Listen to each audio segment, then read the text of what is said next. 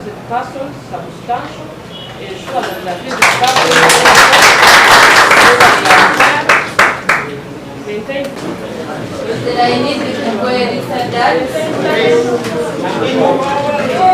Stop corruption!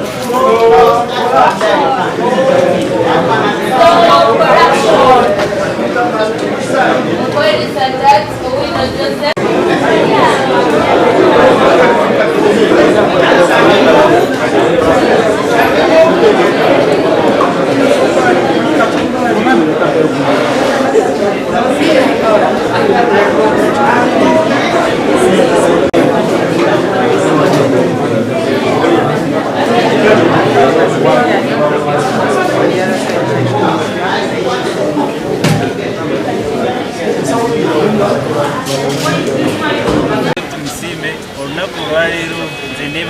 Yabarara omuli kanso ema tubadde wano ku Buganda Road era tuli ku musango gy'abantu abavaayo okulaga obutali bumativu n'obuli bw'enguzi obuvudde mu palamenti yaffe wano mu Uganda nga bagamba nti Oweekitiibwa Sipiika alina okulekulira naye abantu abo poliisi abayisa bubi ng'ebakwata era ng'ebalemesa okweyagalira mu ddembe lyabwe nga ssemateeka bw'ekirabika.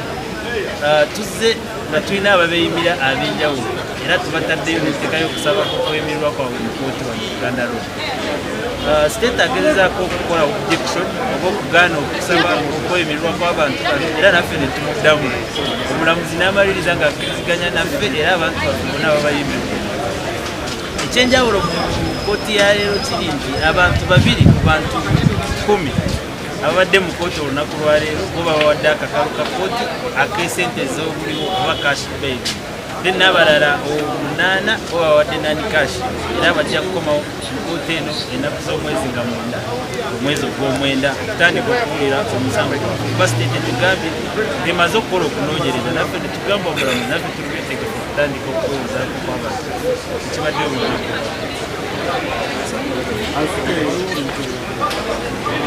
Yes, ekirala ekyenjawulo ekibaddewo tulina omuntu mu bantu be bakwata abantu 11 ku fayiro yemu. Olunaku lwe basookayo okubaleeta wano mu kkooti oyo omuntu teyalabika mu kkooti era ne tugamba kkooti erina okubuuza state omuntu waffe waali kuba gye bamukumira. N'olunaku lwaleero nga bamaze okushuwinga criminal summons omuntu oyo alabike mu kkooti neera teyalabiseko mu kkooti era tuzeemu ne tutegeeza omulamuzi tubagamba nti omuntu waffe bamukwata n'abalala oba state yakola kyakiteekako nereeta abalala 10 mu kkooti lwaki omu netugamba omulamuzi alina okutubuulira abuze state etukakasa omuntu waffe gyali naye tugenda kuteekayo empapula ezisaba kkooti eragire state omuntu waffe bamulete ku kkooti bamulamu kyetuzaako naye oyo omuntu tusuubira nti ajja kulalira era naye tujja kuteekayo okusaba okwemererwa bamuleesa baba Sudi aka Cyrus Wabaguma. Olunaku lwaleero tuli basanyufu nnyo nga bakatemba bali munaffe ne munaffe nakosa nti avudde mukomera. Kyamukisa mubi nti yasibibwa naye ate ku ludda olulala kyamukisa mulungi nti abadde alwanirira ddembe lya muntu abadde alwanirira ddembe ng'omuntu n'eddembe lyaffe. Ensonga gye yaliko teyali ya byabufuzi yali yansi yonna yonna yonna oba ensonga y'enguzi ekutte waggulu ne wansi so yavaayo n'aleeta eddoboozi lye ery'eggwanga. So kyamukisa bulungi nti olunaku lwaleero kkooti emwegereza afulumye nga ali free era tubakakasa nti nga bosa takomye ku ekyo omukyala bugumu abemitira tubasuubiza nti ajja kulabika nga yetika bitiyana bwenga tewamwegattako nga alwanyisa corruption. Nyiza oba namwegattako ne kamera tezandaba naye nga naliyo okubanga buli kimu ekimukwatako kiba kinkwatako kubanga tulinga baluganda kuba tutambulidde wamu embeera yonna yonna n'ebiseera byonna byonna. Kino kiteekawa alinga industry yamuyamba kati kyekiseera abantu bakimanye nti His Excellency Bobi Wine Kyagulanyi yatuggula amaaso ba-artist twalinga tusigala mabega nga tulaba bino ebintu ebyokubeera nga twerabisa bwerabisa naye kasa yatubuusa kati naffe tutandise okukola ki okuvaayo so nabbosa bwe yawulira omulango ogwo naye n'avaayo ate nabbosa bw'avaayo ng'ali wamu naffe kiba kitegeeza naffe tetugenda kusirika kuba tusobola kola amannya okuba nga anyigirizibwa ate gwe n'otuula butuuzi oba tolina magezi so nga ffe naffe tusazeewo tunobeera kusaidie tumusapootinge tutambule naye tulabe nga gusa kyayagala because ebyoto bye ebyoto byaffe. Avuddeyo kikyemuzaako avuddeyo kyetuzaako tugatandikira we twakoma mbeera nga tutalaga Mityana abatuuze b'Emityana abantu b'Emityana bonna batulindire kuba tukomawo we twakoma we tugenda okutandikira n'eggwanga lyonna. Mityana mwagala bwaki? Woman MP, Mityana. Yeah.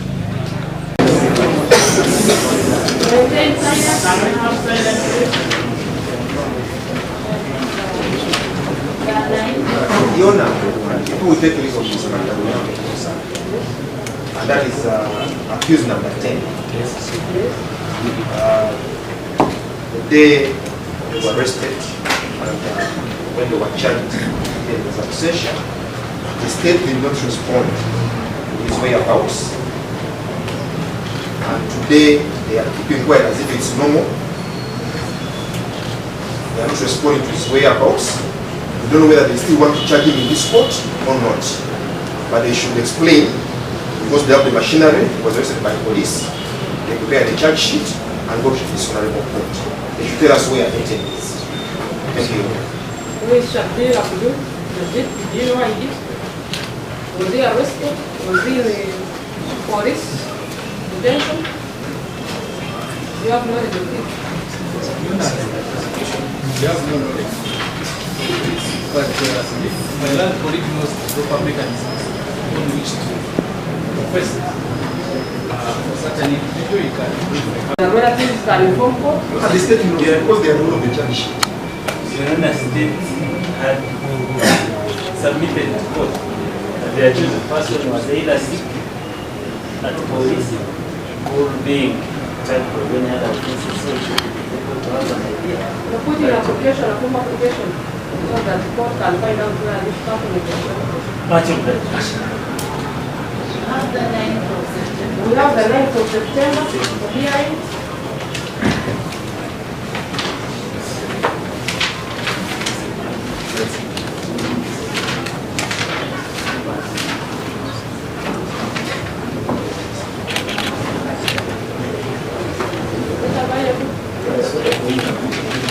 Yes, that's for September.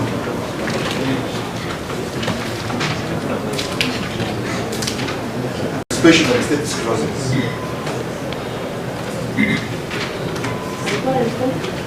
yes, you want to destroy it, correct?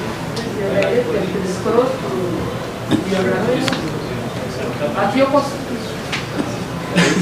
So now we do this at the state's cost, but it's okay, we shall take the money. Is that your cost?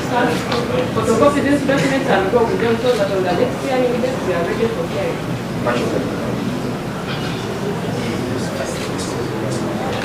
So you have to be the 9th. Yes.